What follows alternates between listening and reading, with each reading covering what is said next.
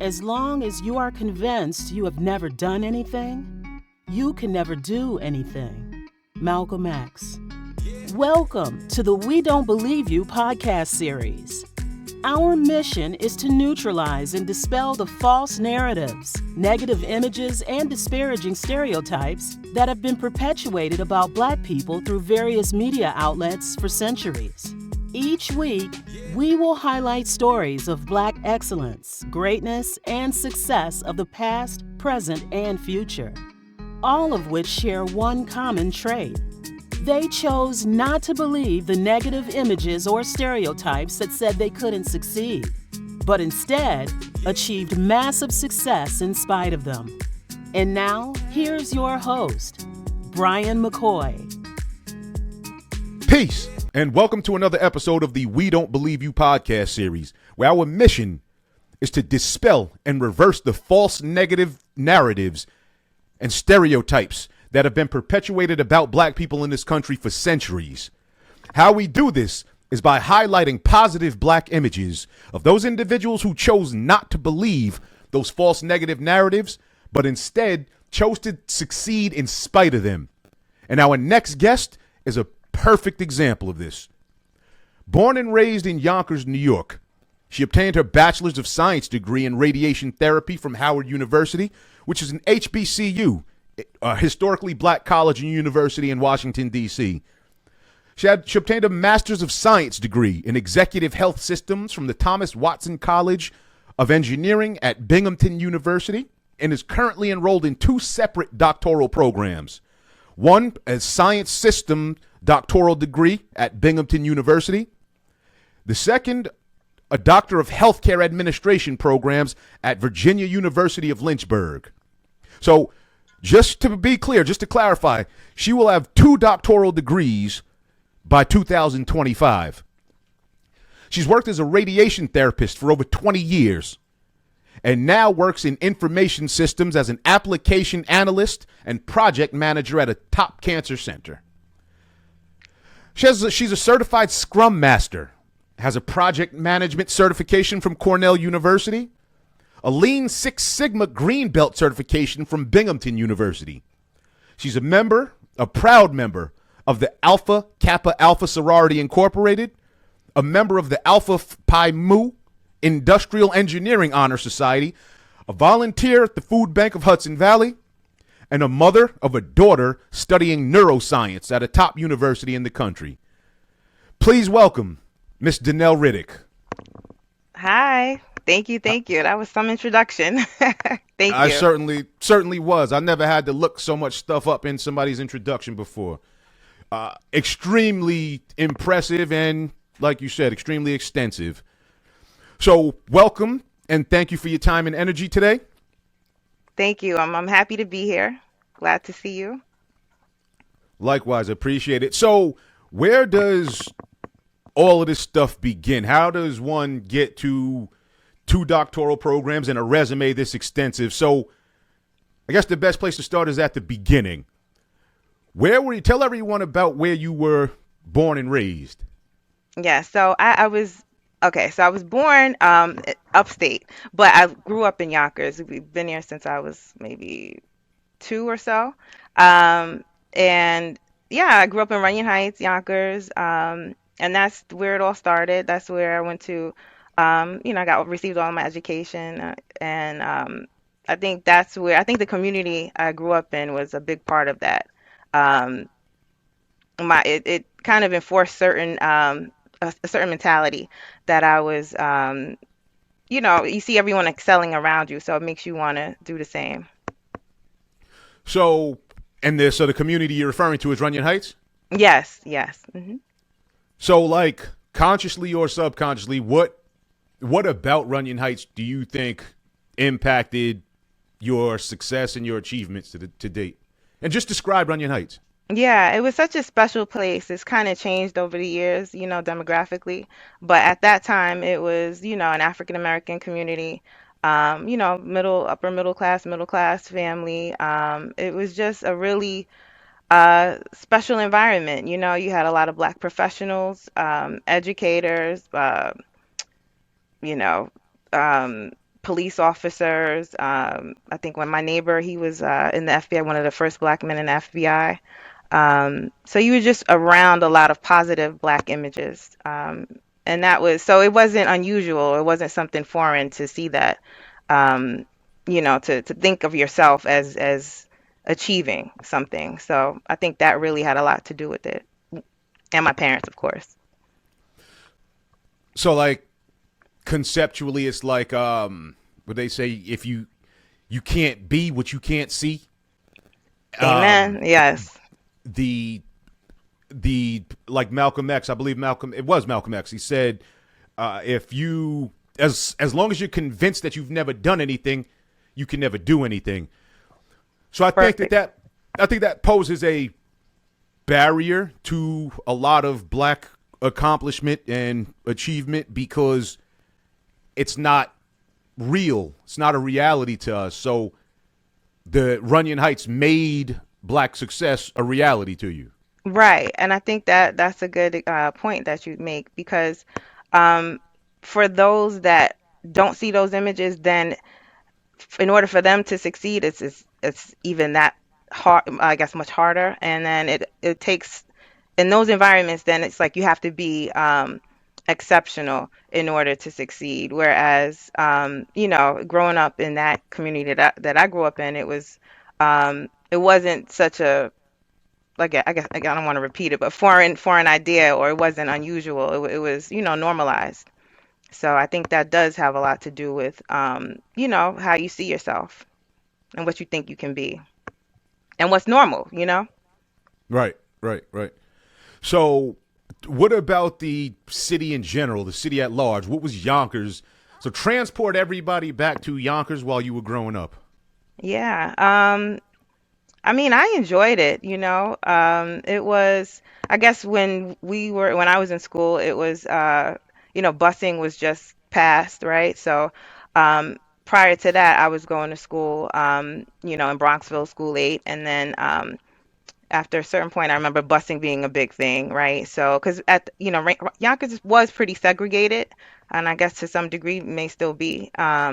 So the busing, I think that sort of made that kind of broke those barriers, and so really it was quite the melting pot, really, an example of New York City, the tri-state. You had friends from all different backgrounds, and I think it was a beautiful time to grow up there. It had its challenges, of course, but it was a nice time. And then the schools that I was fortunate to go to, they pushed you to excel, and everyone around you was also excel. That you had to take a test to get into it. So I think that also created its own environment. So you were kind of used to people being um, excelling. It wasn't just one or two classes. It was everyone in the school was gifted and talented. So I think that was another unique thing, that again, where it was normalized to just kind of push yourself to achieve and to be in advance and challenge yourself with advanced courses and classwork, and the teachers. It was a great time to grow up, I have to say.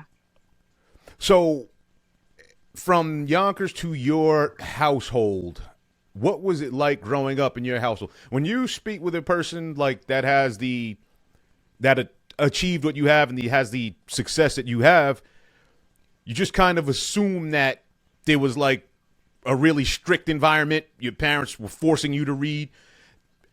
Was it like that, or what? Describe your household. Okay, so my mom and dad, they just celebrated 45 years together. So 45 years Congratulations. of marriage, I should say.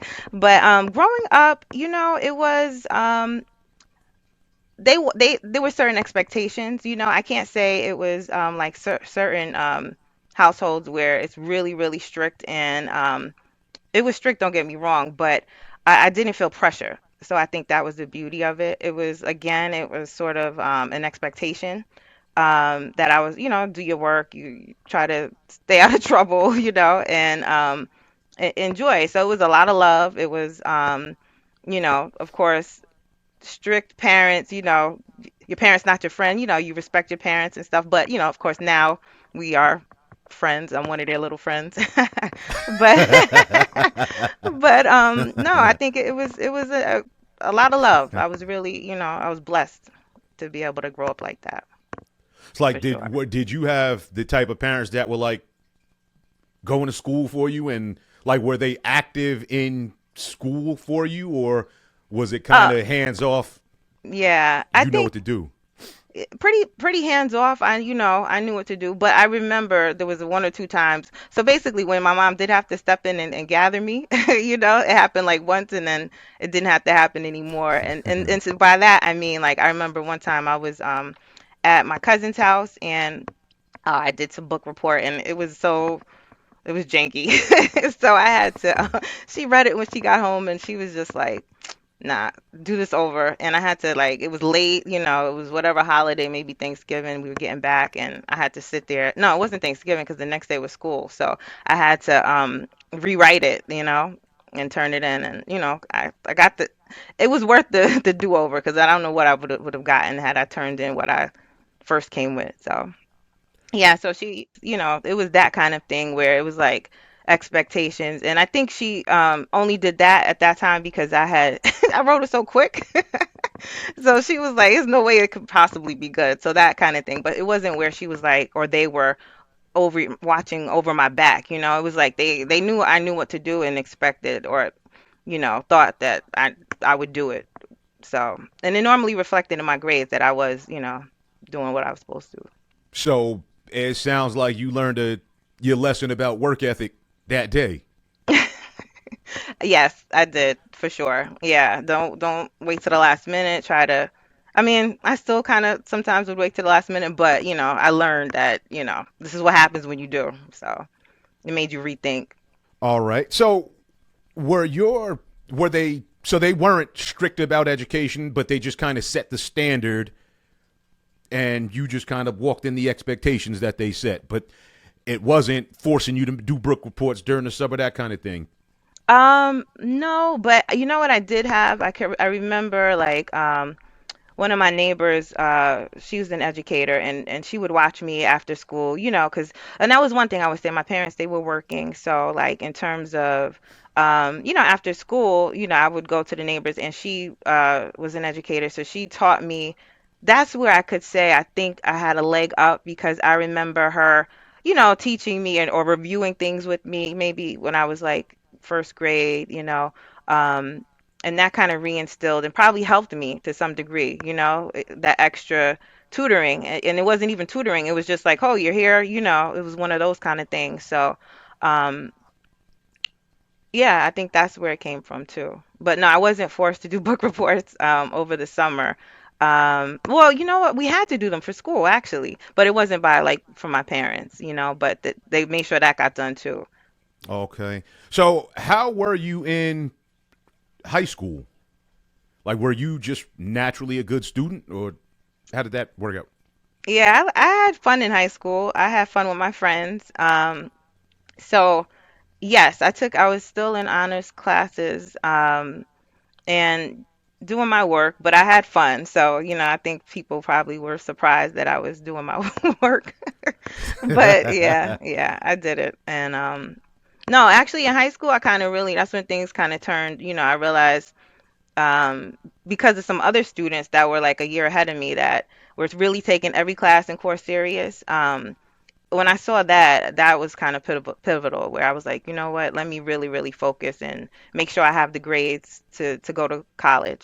So you were in high school thinking about college. So when did you go into high school knowing that college was going to be a next step, or did you kind of stumble into the idea of college in high school?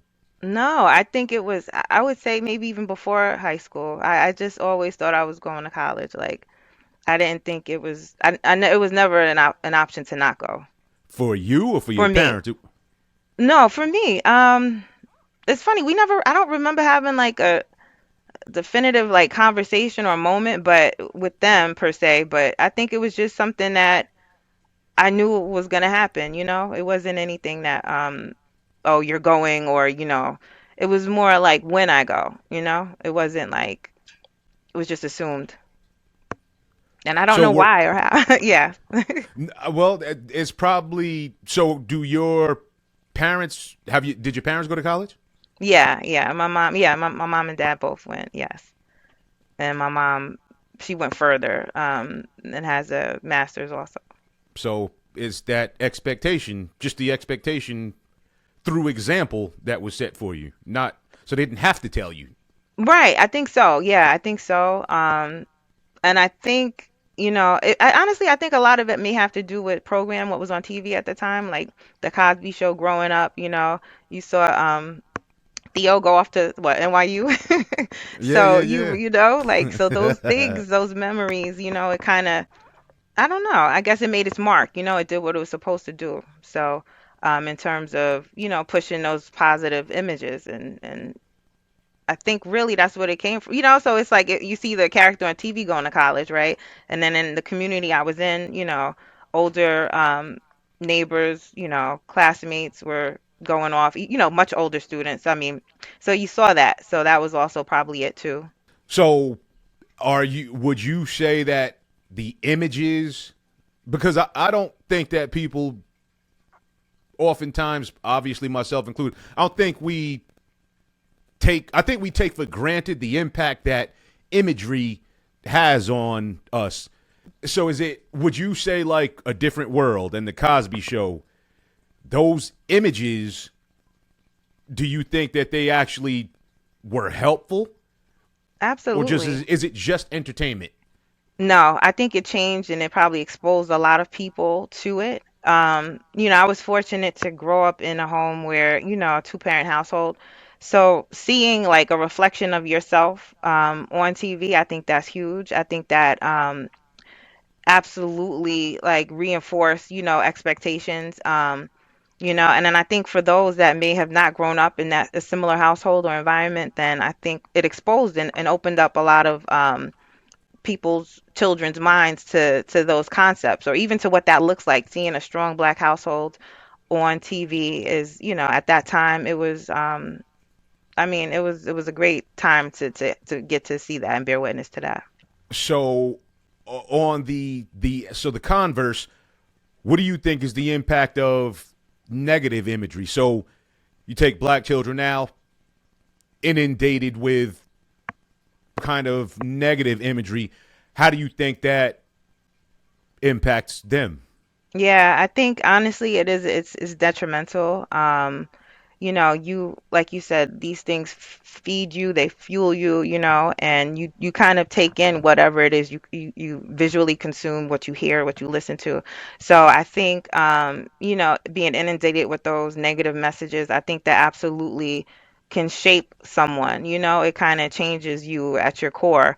And so I think you really have to be careful, and there's so much at their fingertips right now with they have the world at their fingertips in the phones, and they're connected to everything. Um, so in some ways it's like it's beautiful because they can look up anything they want, but then at the same time it's like if you're not there to if they don't have guidance, then they can look up the worst things. So and then also, and I never thought I'd get to this point to say this, but what you listen to, it really, it changes your perception. You listen to something super aggressive, that's, now somebody cuts you off. It's like you cut me off, so it's like it really can um inspire you in one way or the other. So yeah, those images, it's there's a responsibility there. And I think it's also like the example, the expectation by example. So, like with your mother, your influence was, well, she had already done it, so she set that example. So the expectation was that you were going to follow it. And I think a lot of times what happens, especially via media, the example is set, right? So, and if Right. you're a young person, that example is set, and then there's an expectation that you're going to follow that example. So, like you said, it could be used for good or evil. Absolutely. Yeah. I totally agree. And it's it's a lot. There's a lot of power with that, and a lot of influence, and you really have to curate what you want to feed those your kids and the next generation. So I think we have to be really careful about that. Agreed. So, have you always considered yourself smart? You can say Um, yes. The funny part is you look like you want to say yes. Definitely. yeah, I mean, so I would say yes, without in the most humblest way. That's the most humble yes. Yes. I enjoyed school. I should say that. So it was. So there's a difference. Were you smart or did you like school? Oh Or no, I mean, both? oh, that's funny. Yeah, I would say both. I enjoyed it, but you know what? I enjoyed it probably because Because you think you were I was smart. smart. Nah, no, I think yeah, but that's why I enjoyed it because it was somewhere you could excel, So, So what about it was it us? So fake scenario, you take you and you're homeschooled because it sounds like you're just a kind of you're just a competitive person by nature. Take yourself, put you in a homeschool environment where it's just you. Do you do as well in school? um, that's a good question. I mean, I think, you know, now with like online courses and things, you kind of see what that would feel like. But no, I think there's value to being in a classroom setting, honestly. I think I would excel more in the classroom. Depending on was it my mom being a teacher? Like it depends on who it is, like and I think that would shape the experience too, So no, I think a classroom I would definitely have done better in than being homeschooled. So yeah, I think in that so you saying I'm competitive, but I think I enjoyed that, I liked who knows the answer and raising your hand and then, you getting that, feedback like you got it right, So it was a great experience, to get that in school. So I enjoyed that. So one quick question, and I'll we could leave this part of school alone. But what are your thoughts on like I remember being younger, and the it almost being considered you think you white if you do good in school, or if you raise your hand too many times, or you know the answers, or you think you white. Where do you think that comes from? Number one, and number two, what are your thoughts on that the Yeah. association of education with thinking you white? Right. I think it goes back to what we talked about where what you see or whatever you're exposed to. So I guess for people that think like kids that think like that is because that's probably what they were seeing in their environments. And if that's what success or your idea of success is only someone, white achieving something, then I think that's your frame of reference, right? So, um, personally, again, in the schools that attended, we had a mix, and everyone was gifted and talented. So, that didn't really wasn't a thing that I experienced, but I know what you mean, and I think I'm the type of person that doesn't bother me, like I don't care what y'all think, So I kind of had that attitude, so um, it wouldn't have deterred me from stepping up, or like, and if somebody said that to me, then I probably would have had like a crack back for them. Yeah, I think that's really, that mentality is really dangerous. And I've seen it. Obviously, I've gone through school, but I've seen it. Right. And what happens is you take a smart kid or, a kid that really enjoys school. And now this kid all of a sudden doesn't want to raise his hand anymore. Now all of a sudden he's just not even interested in anything academic anymore.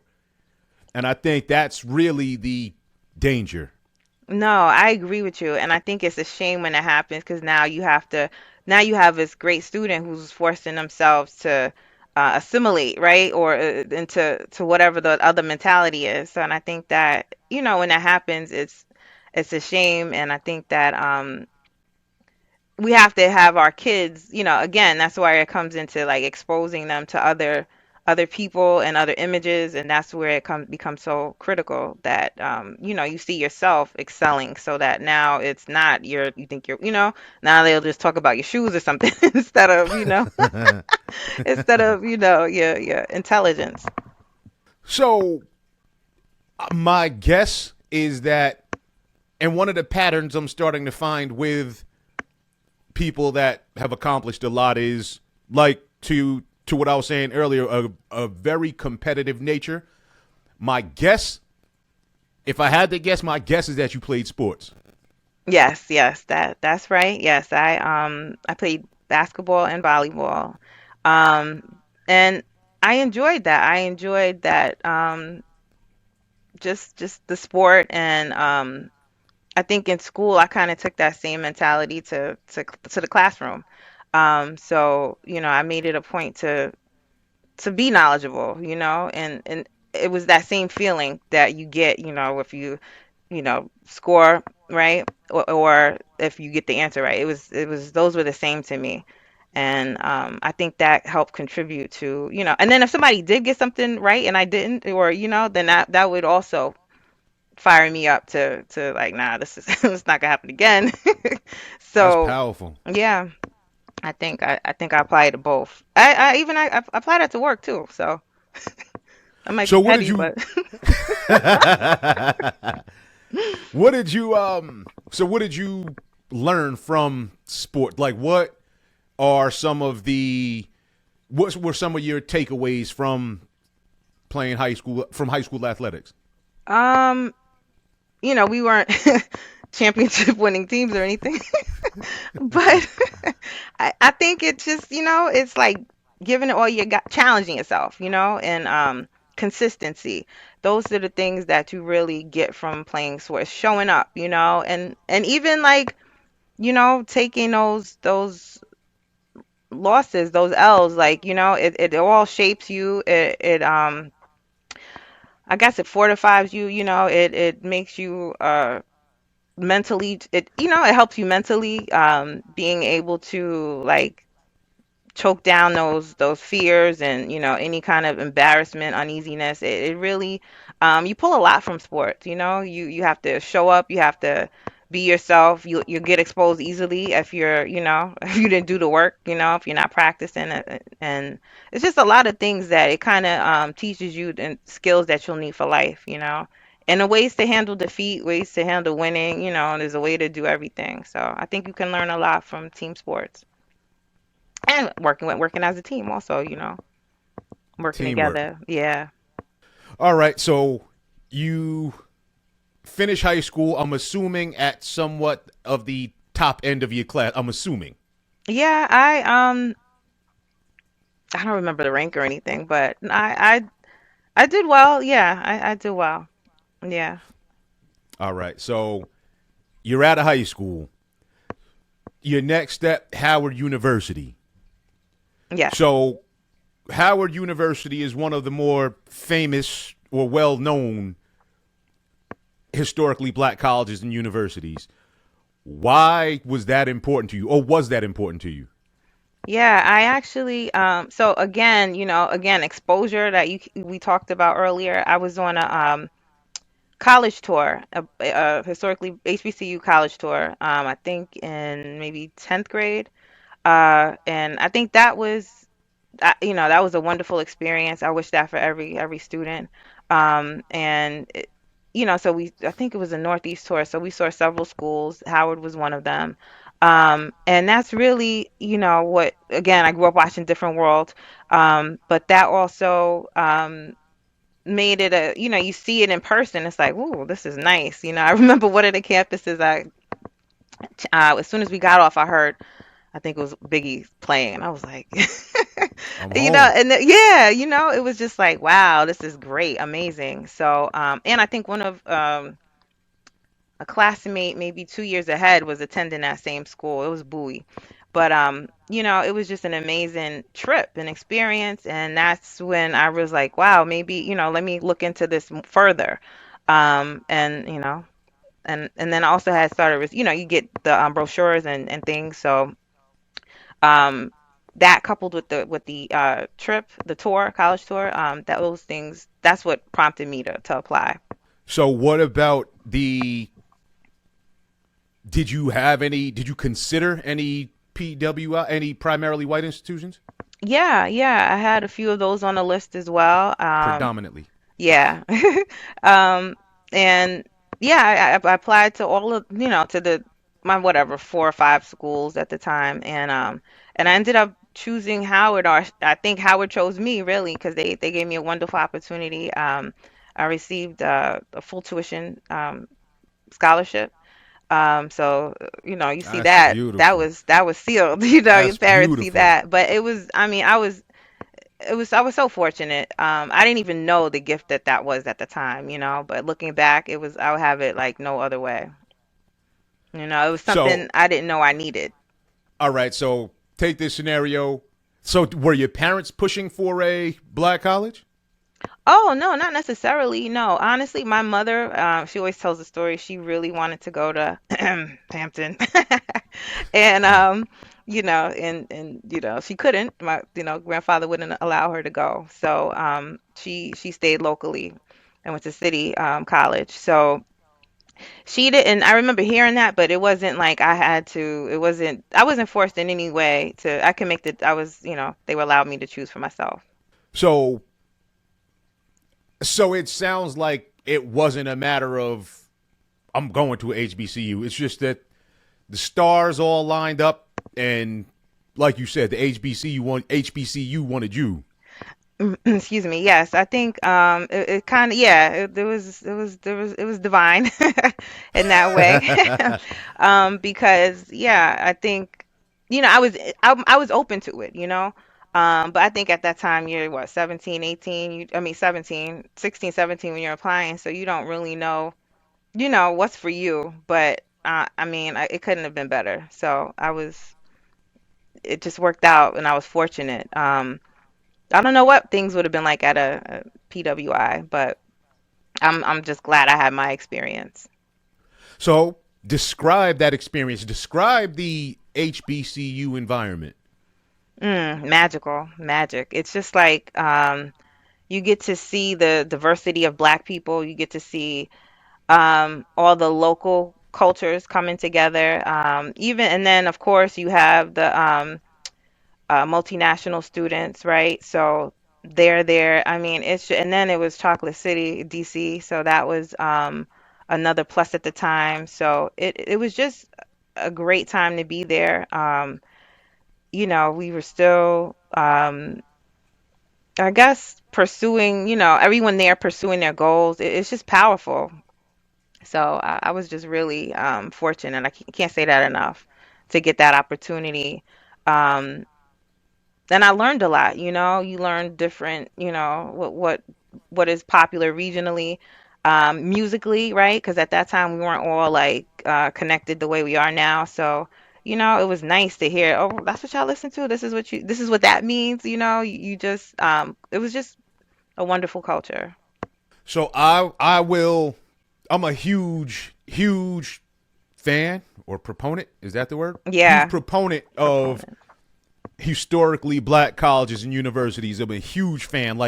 I, it's becoming a mission to get as many young black people into HBCUs as possible.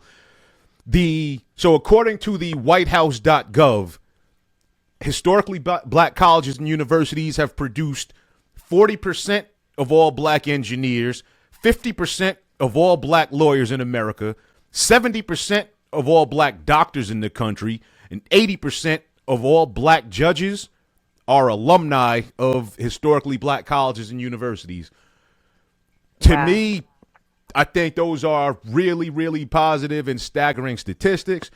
But in your opinion, having attended an HBCU yourself, what do you think it is about the HBCU experience that's responsible for these positive statistics and positive outcomes?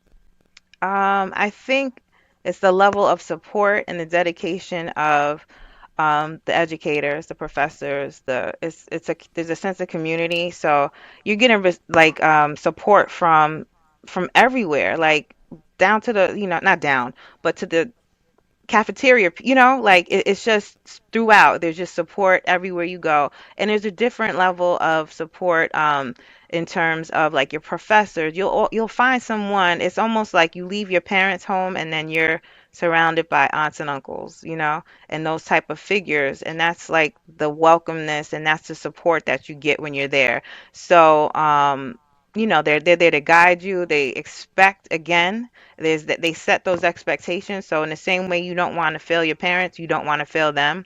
Um, and they know that you have a responsibility, right? To them, to yourself. They'll remind you, So it's just that, and I think you're seen. And it depending on the school, if it's a large school and it's not, if the PWI or other institutions, you may not have that chance to build those relationships or to interact with, people that are like you, that understand your background. So, I think that's a benefit also. They really, it's the level of encouragement is like, again, none other. There's just so many positive, reasons to attend and benefits to attending. But yeah, I think it's that, just parents away from home and, they will tell you what needs to happen and they'll be real with you. Excuse me. All right, so that's great. Great. I definitely appreciate your perspective. In addition to what you're saying, I also think one of the major, because again, with when you're black, one of the to major barrier to success is I'm black. Do black people do this? Like, can I?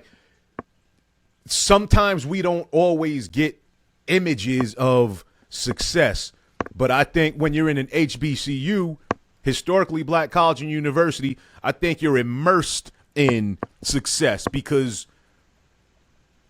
not I don't know statistics say, but the overwhelming majority of the time you're going to have a black president of the university. Most of your professors are going to be black, and they're all going to have careers outside of being a professor. And you're immersed in a pool of people your age, just like you, from all over the country that are all striving for success. So it's just a pool of black success. Absolutely. Yeah. Excellence. Yeah. You're just surrounded by it. So, it definitely, it's something for you to model, and I think that's a powerful, you know, again, it's like magic in a bottle, to be able to immerse yourself in that. And I also think I learned so much too at that time that we're not a monolith, that there's just a full range. So when you think of, oh, do black people do this? You find, you just see so many different from different places, and you're like, wow, we do this to that and more, So it's like, um, it really is eye opening, and it's what you think, and from your community is just, it just opens up a whole new world to you, and see that, we're here, we're there, we're in a lot of spaces that you would not expect to see us in. And parents, like I remember, being fortunate enough to go to home with friends, and seeing their parents and seeing the worlds that they come from, and it's just amazing. So you really, really learn a lot, and then there's things you can pick from and emulate and really inspire, to see like, oh, this is the kind of life I want, or it's just Yeah. a really, really great, great environment.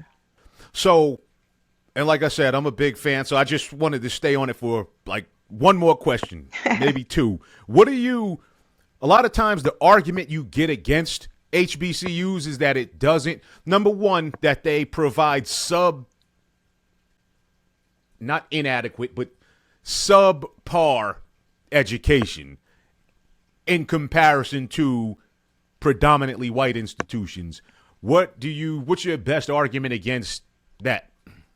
I mean, what, you know, Thurgood. We have so many, we have so many, positive, um, examples, professionals that have been trained and taught at these institutions. So, I mean, our legacies speak for themselves.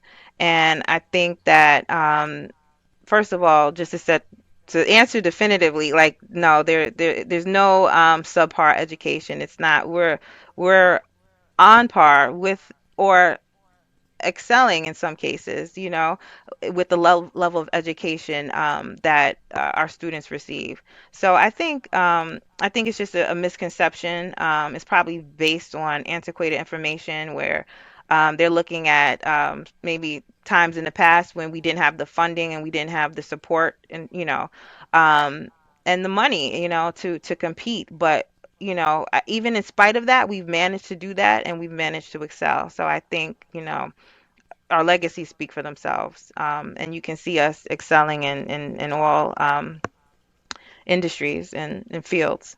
Great argument. Great argument. And I couldn't agree more. So you go to college for a degree. So you figure you're 16, 17 years old when you go to college. You get your degree is in radiation therapy. Yes. Why?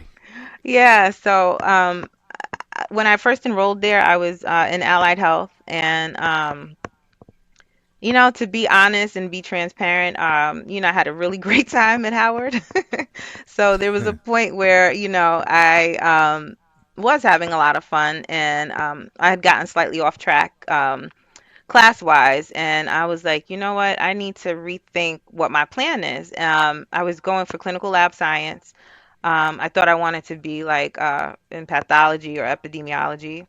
And then I was like, you know what, in order for me to do that, I may end up having to stay a little extra. So that definitely wasn't something that I was prepared, nor my parents prepared for me to do. So um I ended up really, I went through the student handbook and I looked, through different programs in allied health, and I found out about it. And then I went and did an observation, shadowed. I went into the radiation oncology department and shadowed, and then met with the department chair, and and then thought about it more and decided to go. It was a very, very, very small program at the school. I think there was only 5 of us in my graduating class, so in that department. So again, I was just fortunate to land on it. Do you think it's like luck? How much of success in general, and however people define success, how much of success do you think is luck? Hmm. Um, I think that there is something to be said about that.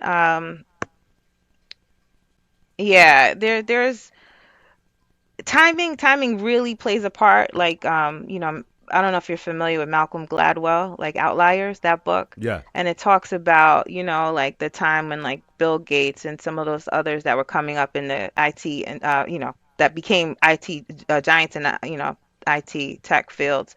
They were surrounded, they had access to certain times, and they were at a certain period where, computing, the world of computing was transforming, and they had access to certain things. So I think there is luck, or timing does play a role in it. um and I think everyone, in some way, is your steps are ordered. But I think, I don't know. I think you need work though, in order to be prepared for those lucky chances, right? So you have to do the preparation or be on your way to some place, I think for most of us, and and then luck is when that timing where you're in the right place and things happen in the way they should. But it requires work, I think. So I don't know if I answered your question, but No, you did. yeah. You did. I think a lot of people discount luck, but I also think a lot of people maybe, I don't know, misdefine luck, because luck is, what is it? Luck is where preparation and um Oh, I know where man, you're it's either going. hard work. Yeah, this was one of the I can't believe I forgot, but you know what I'm saying. Like you Yes, said, to what you're saying, it's like serendipity when all of that yes. stuff combines. When the Absolutely. timing and the preparation and the opportunity all combine, there's your luck. Right, right. Right. And it's like in some ways it is lucky or right, but then at the same time people can use that to say, "Oh, you got lucky," like and Yeah. they discount the work that, that it took for the luck to happen. So, That's yeah. what I mean. That's Yeah, what I I was think trying to say. yeah, no, I Is got you. I think people overestimate the luck part. Right. Like you got lucky. And the thing is, I did get lucky, but at the same time I was prepared. Right. Like if you take an unprepared person, put them in the same circumstances, they're not going to be as lucky. Right. Exactly. Yeah. So you get a bachelor's degree in radiation therapy. Why? So it sounds like from the outside listening in, it sounds like you're in the money. You got a bachelor's degree. Why'd you feel compelled to get a master's? I, when I learned about radiation therapy, I also learned about medical physics at the same time. So they play a role in radiation oncology. They do the calculation. So I saw myself. I was very interested in that because when you're in that radiation therapy program, you rotate to different hospitals, and then you also there's a medical physics that you have to um, trained well you have to get exposed to it in order to take your boards, not medical physics, but there's some courses that kind of fall under that category. So you're there, you learn about it, and I always saw myself, I thought I was going in that direction. So I knew when I graduated that I would want to go and pursue that at some point. So I always thought that's where I would get my master's in. And then once I started working, on it again, it's sort of happenstance. I used to see, so at one point when I really got serious and I was searching for the next step and looking at doing research to see what schools I wanted or what I wanted to do. So cookies, right? They track your your search history. So I started seeing a lot of schools for I'm sorry, advertisements for graduate school on Facebook. And so I kept seeing a program. The program I actually ended up going to when it first launched, I saw those advertisements.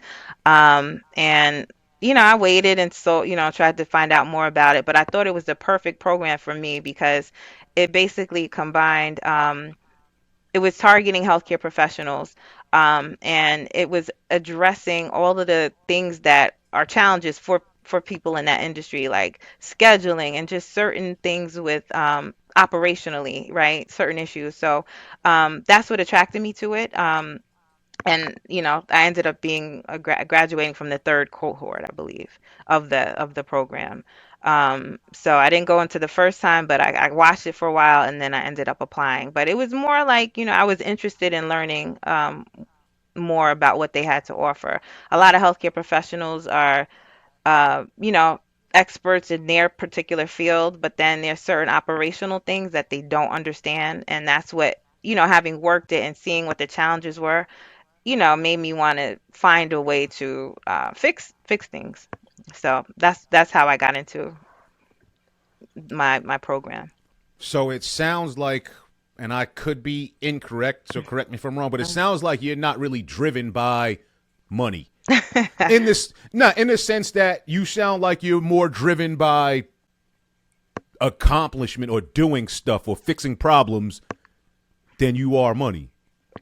No, I do. I value money, I value it. I think it's important. And I don't know if it drives me or if it's just maybe the things that I'm interested in. It may be more of a coincidence than a, I mean, I do like it. It's important. You need it, and I don't know. I don't know if I'm driven by it though, or if it's, I don't know. That's a good question. I mean, I definitely value it, and it just so happens maybe that the track that I was on, I was kind of on a certain road. But yeah, okay, yeah, maybe it drives me a little bit. Yeah, because you keep saying that. I definitely value it. I definitely value it. I don't want someone to see this and think we don't have to Yeah. pay her. Nah, but the thing is, but like you, so in other words, you're not applying to these programs like, yeah, if I finish this, or are you like that? Like, if I finish this, that should easily put me at XYZ salary. Do you think about that when you enter these, when you start these programs? Okay. So I think where I would like to go, that is definitely a thought. When you're trying to excel and move up, and so I think, yeah, I guess that is probably part of it. I would have to say, it's sort of they kind of align because when you are trying to get to certain steps, you need certain information to do that. So they kind of marry in that way. All right. So no, but I mean, like you said, it's important, it's necessary, and really it kind of in this world makes the world go around. So the money is important. Yeah. Um Actually, all right. I will say, not to cut you off, but Sorry. I think it's important that, and I encourage now, like those that are pursuing, careers and going to school, when you're about to incur debt to, that's associated with schooling, I think it is important to think about money. You have to be realistic to just, like, so I think students should consider that when they're picking, like, are you going to spend your 85,000 a year for 4 years to do something that may not even, cover 1 year, or, so I think you have to be, there's just certain economic decisions that you have to just be really smart and make those choices. So I encourage everyone to do that because, you don't want to not see a return on your investment. So, yeah, that's a better way to put it. No, and that's I'm very glad that you caught that and brought it back up because that's really important. Yeah. So, yeah. So it should drive you in that way. So you have you have your bachelor's degree, now you get your master's. What were there any challenges? Because obviously you're a little older. What were some of the additional? Now, I mean, older than you were when you got your Just bachelor's. kidding. Yeah. You So did you? Were there any additional challenges when you got your master's that you didn't have when you got your bachelor's? Yes, yeah, I had a 10-year-old, a soon to be 10-year-old. So that was challenging. Yeah, it was a full-time program. It was an accelerated program, but it was on the weekends. So, I was out of the house full time plus the weekend, so it was tough. Yeah, that was the biggest, working full time and then trying to balance. And then I had a really long commute to work at that time. So yeah, it was quite challenging. And then honestly, even certain things like Google Docs. I was, so I'm in the program, and so we are, again, it's a quite diverse program. So there's new grads to people that have been out of school for 20, 30, years. So again, you had to relearn a lot of things, a lot. So it was challenging, but I'm so happy I did it. And I'm so glad that it was in person. So even though we're talking about you on the master's level, what is your best advice for, let's just say, a single mother that wants to go back and get her GED, associate's, bachelor's, master's, PhD? What do you say to that single mother contemplating? What's your advice? Right. Yeah, that's great. No, I would honestly, I would say just do it. You just don't want to waste time. Um, there's never going to be a right time, honestly. There'll always be a reason not to do something. So you just have to find a reason to do it. And a lot of times it's your child, your children. So I think that you it works out, and it has a way of working itself out. And you'll find support when, I think, once you start doing and doing the work, I think you'll be surprised by the people that are willing to help you, you know, and because they see you working, and so they'll see that, oh, this is someone that's trying to make it, and support just shows up sometimes. So I think you just have to take that step and not worry. Don't worry about it. I think a lot of times you get caught in your head, and or fear. You live in a spirit of fear, and like what you fear, you attract, right? So if you're thinking, or not even just fear, but what you're thinking, you kind of attract. So I think you have to start with there. Just change your mentality and think, see yourself there, and and let it and manifest it in a way. That's the first step, and then put action with it. So I would just encourage anyone to just do it. You'll be surprised at how, and then once you do it, you're like, man, I wasted so much time just thinking about it.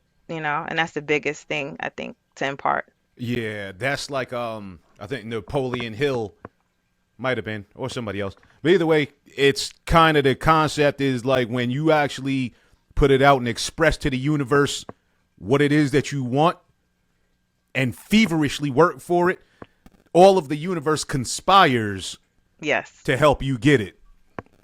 But you just got to absolutely. put it out there that that's what you want. Right. Absolutely. I really, really believe that. I really do. And I think that, and then also sometimes even if it's grad school, what happened to me, I spend a lot of time, man, I have to take a GRE, a GMAT, or an people struggle with not wanting to take the time to prepare for an LSAT. It's just like just do it, And then I think um if you, let's say you enter, you're in a field, and maybe you want to be at a different level, and if you start in at the entry level, once you're there and you see the people that are where you want to be, you realize there's really no difference between them and you. You know, we talked about people being exceptional, and I think you'll see that they aren't necessarily exceptional or doing anything extraordinary to accomplish what they have. It's just they did those things. They just took action, and I think that's the biggest thing also to tell people. And that pushes you. That's motivating. So that's what's motivated me to want to do other things. So, and thank you for that. So you have a bachelor's degree. So at this point, you have a bachelor's degree. You have your 10-year-old daughter. So and you managed to complete your master's. Now you're even more into money. Why a PhD? Um, Actually, I had a friend of mine, and again, and this is where who you surround yourself with becomes important. So, colleague of mine ended up going through the same program that master's program. She came and visited me. Uh, Shout out to Shani. She came and visited me while I was in school, and then she ended up going into the program after me, and she stayed and then went straight into the PhD program. So for about a year or two, she was like, "Get your PhD," and I was like, so I wasn't ready, and then I thought about it some more. I'm like, why wouldn't I do this? Like, why wouldn't I, And then I just it started clicking, and I applied, and then just went back in for it. Um, it was something that I had aspired to. I knew I wanted a terminal degree. Um, I thought it would be an MD, but it wasn't that necessarily. But it was something I wanted, and I was glad to. I was glad she kind of stuck on me about it. So just to circle back, what is a terminal degree? Right, like a doctoral degree, a JD, it's where you've gotten to the highest level of a field degree. Yeah, Oh, okay. that's my So definition. you didn't just make that up, did you? No, Is there such a thing as a a terminal terminate. degree? No, no, that is a thing. Oh, Yes. all right. So you weren't ready at the time, like you said, like you told your friend, you weren't ready at the time for one PhD. You weren't ready to go into one PhD program. How does a second doctoral program come into play at the same time as you're getting the first one? Right. So one is a PhD. So PhDs are more based on original research, and then the DHA is more about evidence-based applications, right, of knowledge. So honestly, I felt as though I may have had a knowledge gap. So that's what inspired me to pursue the DHA program. Um, and I'm actually so happy I did it because I'm learning I've learned new information, and the programs are structured totally different. So um, I'm seeing I guess a good return on what I've put into the program, just even now in my everyday work. So I think they're two different programs, and I think they're giving me the tools that I'll need. So You ever want to quit? Yeah. That's yeah, absolutely. I'm like, what am I doing and why, Um and and then, you have those moments and then you get over it, just keep it moving, Allow yourself to get overwhelmed if it happens. It hasn't happened a lot, but there have been times where, balancing that plus my daughter being a freshman and so there's just a lot of things, a lot of changes happening. So yeah, there are times where you're like, man, this is a lot. But yeah, you just got to keep going, I think. All right. So, your best advice to a person in anything, Hmm. academic programs, in anything that someone is actively pursuing, that's standing right on the border of keep going and quit. They're leaning towards quit. What's your best advice to them? I mean, you've come this far, right? So it's just a matter of like, why stop? Why would you stop? If you can just persevere really through it, have a little grit, determination, to keep going. Um, no one wants to see you fail either. I think that's the thing. And get out your own head, talk to somebody, and then get those feelings out and move forward. That's what I would say. Great advice. You're so good at this.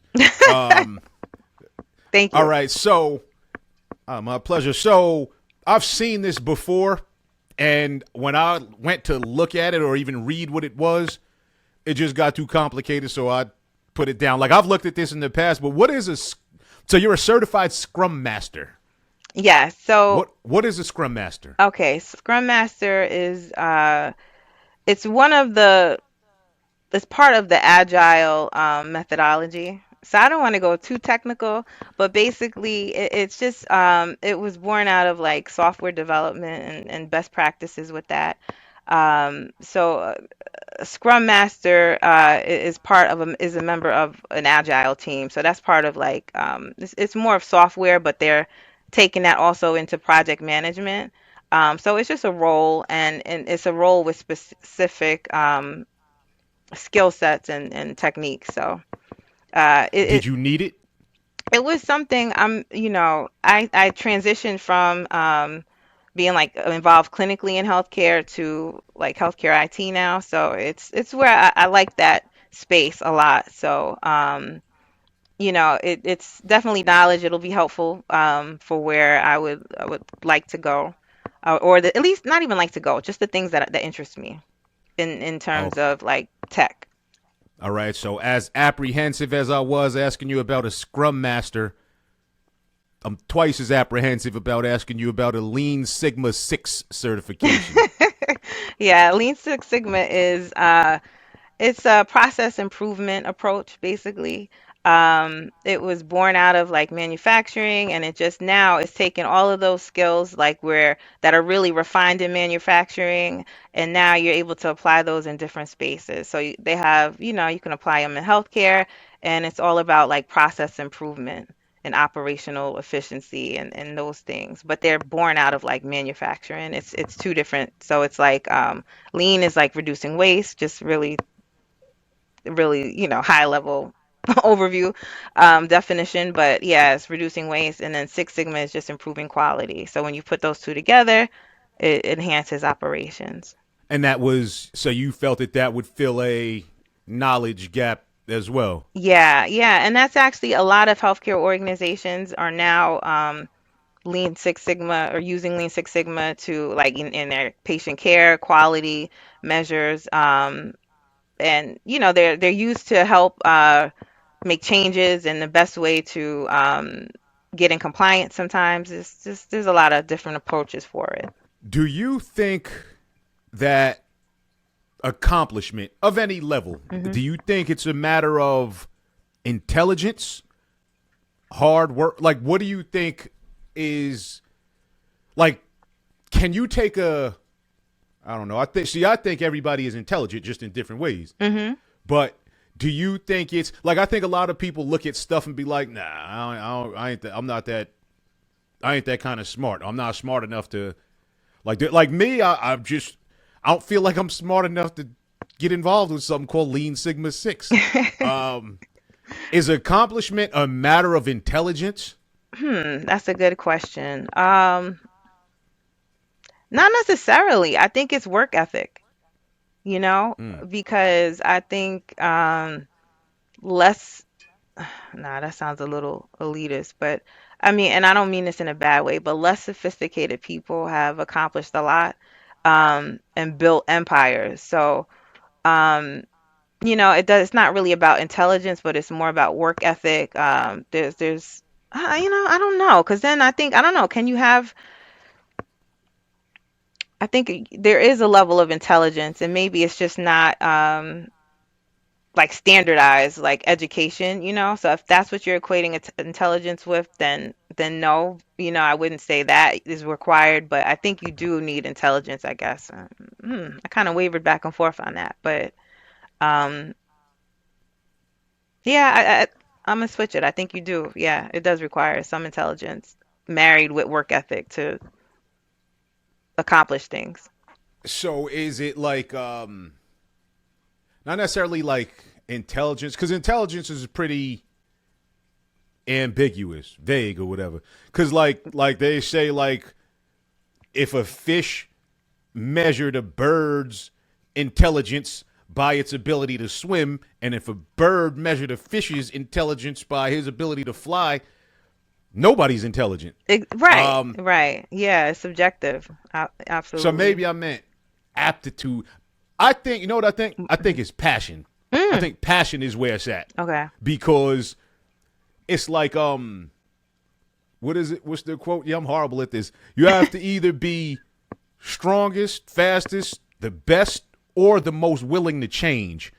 And I think that most willing to change part, because you have people that have succeeded in things that probably are not the most talented, but that work ethic makes up for where the talent lacks.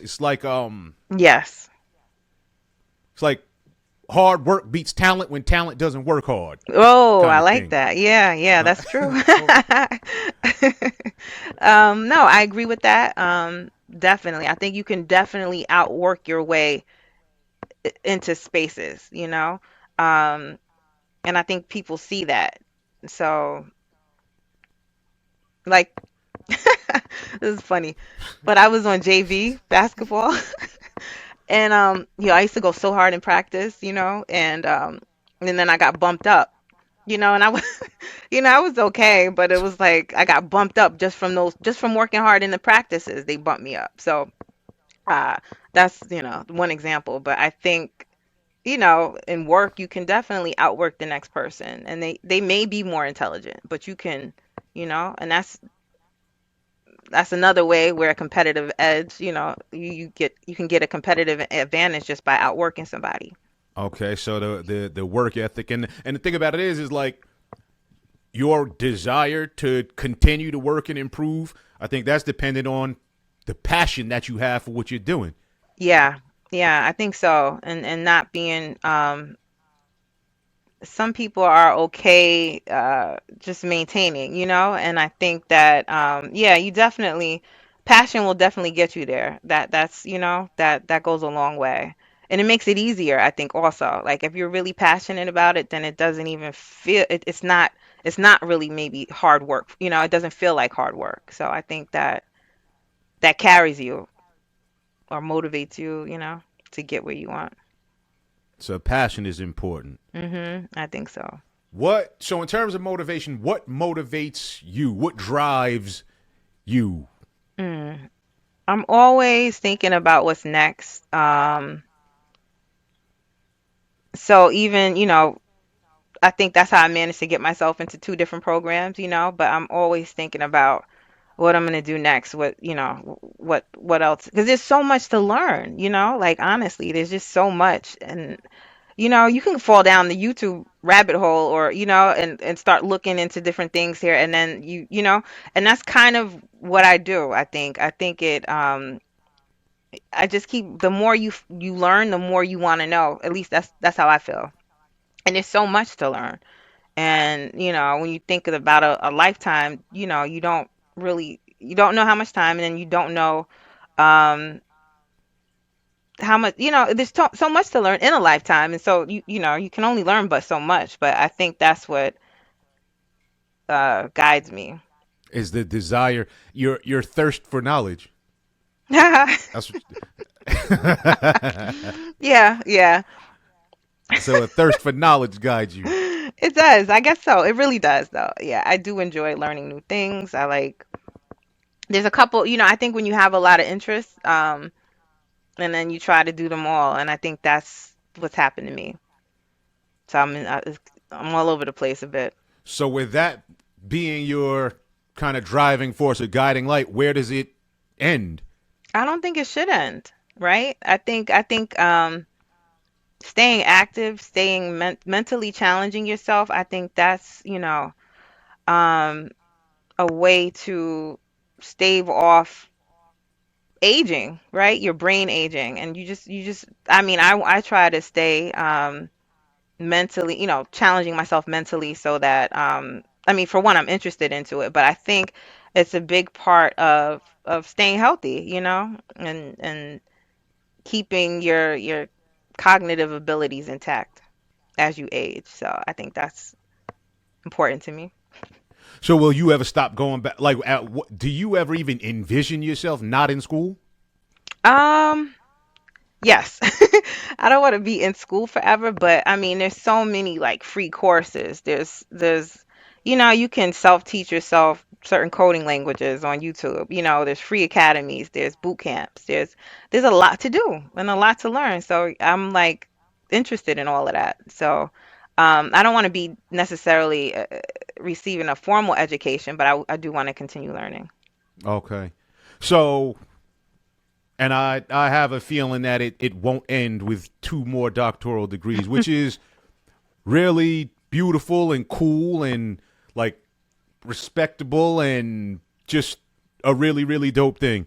Thank you, thank you. So, quick question. I think one of the issues or downsides, in my opinion, with social media, especially for young people, I think social media defines success for them.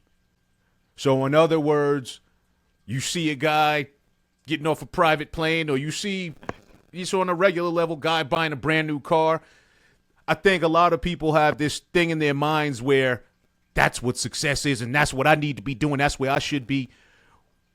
What is success for you? How does Danelle Riddick define success? Hmm. Um, how do I define success? I think it's being happy, being healthy, I think it's success though in terms of like achievement. Hmm. I think it's just I don't know. I think it's being proud of yourself. I think it's your ability to provide for your family, I think it's really, to me, success is being able to give back to somebody else too. I think that's a big part of it, being able to help someone get to somewhere else to help the next person advance. I think that's probably more meaningful, and that's success. If you can help somebody else in some kind of way, I think that's success. Great answer. A great answer. So you already mentioned that. So in terms of, so let's fast forward 2 years from now. So you have your doctoral degrees, masters, you have all your academic degrees. What's next in life outside of professionally? Do you see yourself volunteering? Do you see yourself like, how does life play out after this professional stuff is all over for you? Yeah, I think that's it. I think it's helping the next someone else get someplace, I think it's mentoring. I think it's community service. I think it's work with the sorority. I think it's really about giving back and helping someone else get to where they want to be, or making yourself available to help somebody and support the next person, or support communities. There's a lot to do. volunteering, that's where I'm going with it outside of, professional accomplishments. Okay, so one last question, and you just opened the door. Alpha, Kappa, Alpha. Hmm. We know that some of the most prominent and accomplished women are members of the Alpha Kappa Alpha sorority. What was your number one? What was your interest in it? Right.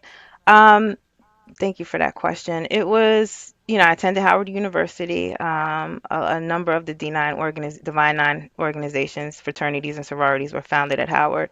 At the time I was at Howard as an undergraduate, it wasn't on my radar. And as I graduated, it became one of those things. I'm like, man, why, it was something that um, kind of regretted that I didn't pursue. So, with D9 membership, it's available for a lifetime. So I was able to become a member as a graduate member. And I chose it because at the time,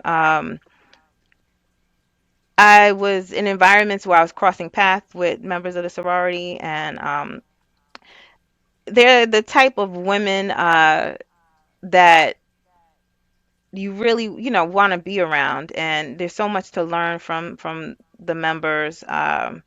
And it's just something that I aspire to, and had an opportunity. And I think it was just a positive experience and positive women to be around, and to be able to get into a circle and be surrounded by women like that. It's beautiful. It's a really powerful thing. So I know I said one more question, but one more question, and I promise. Two more questions. Okay. One is the level of accomplishment and the level of achievement that you see that come from the Alpha Kappa Alpha sorority. Mhm. Do you think that it makes women like that, or does it attract women that are already like that? Right. Honestly, I think it's a combination of both. Um, there's a certain standard that the sorority has. So, you know, that attracts a certain type of or caliber of person or woman or young woman, young lady. So I think it's both, it's sort of like that this is powerful, wonderful sorority, and that they have a standard of excellence and there's a certain caliber. So it's something that women probably aspire to be. And then at the same time, those standards, attract women like that. So I think it's a symbiotic relationship, maybe. I think Okay. there's a combination. And so clearly, for the right young lady, right person, you would recommend it. Yeah, absolutely. Absolutely. It's a beautiful thing to be a part of. There's a lot of benefits, support. It's just, you could not even expect it, what you don't know what it is until you become a member. And then once you become a member, it exceeds all your expectations. Beautiful and beautifully put. So, thank you for everything. Thank you for your time and your energy. And most importantly, I can't express, and I know others watching feel the same way, but I can't express how proud and grateful, proud of you I am and we are, and how grateful I am and we are that you represent such a positive black image in a world where we don't get that a lot. So, thank you for everything. Thank you so much. Thank you for having me. Thank you for doing this. Honestly, we need this platform. I wish everyone could see this and have an opportunity to come on and, I love that you're doing this, allowing people to come and tell their stories. And um, the world needs this. Our communities need this. Our kids need this. So um, I appreciate what you're doing, really, and it's important. And I know this will go. bigger and bigger and bigger, So I'm proud of you as well for this, and I thank you for having me. This was a great chance. Yeah, no, thank you. You said a great chance. So very last question before you go, I promise you. So this is called the black box segment of the show. Okay. So during this segment, we ask each guest to make a deposit of some jewel or wisdom, insight, suggestion, advice to uplift the black community as a whole or any segment of the black community you choose. So parents, students, etc. So what would you like to deposit in the black box? I think I touched on it earlier, but I think it's just to not waste time. So whatever it is that you aspire to be, I would not waste another minute not doing something to attain it. So don't limit yourself by, any kind of prerequisite to what it is that you want. So if you have to study and take the GRE, take the GMAT, LSAT, MCAT, just do it. Like, just don't waste time. Because I think once you do get there, then you'll see like, man, I could have done this a long time ago. I think things happen in time as they should, but take this time now to just, start doing what's needed to get you where you want to be. And I think it's just there's nothing again exceptional about people that are doing, where in the spaces you want to be in. So I think you just have to take the time out to prepare to get there and just start, really. Just start now. Thank you again, everybody. Miss Danelle Riddick. Thank you. Peace. Thanks for listening to the We Don't Believe You podcast with your host, Brian McCoy. We hope you feel enlightened and empowered by our show. Please visit our YouTube channel at We Don't Believe You and our socials at We Don't Believe You on Facebook and Nah Don't Believe You on Twitter X. Please subscribe and share our podcast. Peace.